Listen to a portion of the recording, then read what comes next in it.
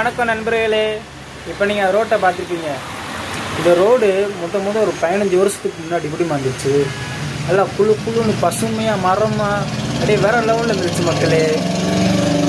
அதாவது என்ன சொல்கிறீங்கன்னா, இந்த ரோட்டில் நடந்து போகிறவங்க வெயில் அடிக்கணும் கொடையை பிடிச்சிட்டு போவாங்க. ஆனால் அப்போ உள்ளவங்க 15 வருஷத்துக்கு முன்னாடி இருந்தவங்க அந்த கொடையை தேவையில்லை, அந்த மரமே சூப்பரான நிழல் கொடுக்கும். அப்படி இருந்துச்சு இந்த ரோடு. அதாவது இந்த பார்த்தீங்களா, அந்த எல்லாத்தையும் மரத்தை வெட்டி நாடு முன்னேறுதுன்னு சொல்கிறாங்க.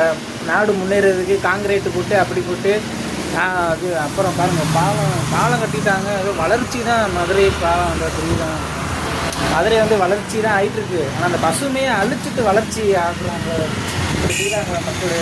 இது என்ன புரிய மாட்டேங்குது எனக்கு. பசுமையை அழிச்சிட்டு வளர்ச்சி அப்படின்னா இது இந்த மாற்றம் உங்களுக்கு பிடிச்சிருக்க மக்களே? இல்லாட்டி இப்போ என்னன்னு கமெண்ட் பண்ணுங்கள்.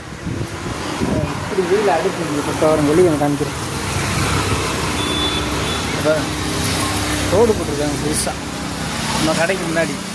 அரசாங்கம் தான் போட்டிருக்காங்க, நான் போடலை. சொல்கிறேன் உங்களுக்கு ஃபீலிங்ஸு. உங்களுக்கு என்ன தோணுது கமெண்ட் பண்ணுங்கள். நன்றி, வணக்கம். அடிக்கிற வெயில் காலம் இன்னும் பண்ண முடியாது. யாரும் வீட்டு விட்டு வெளியே வராங்க நண்பர்களே. சேஃப்டியாக இருங்க. உங்கள் சேஃப்டி தான் எங்களுக்கு முக்கியம், எங்கள் சேஃப்டி தான் உங்களுக்கு முக்கியம். சேஃப்டியாக இருங்க.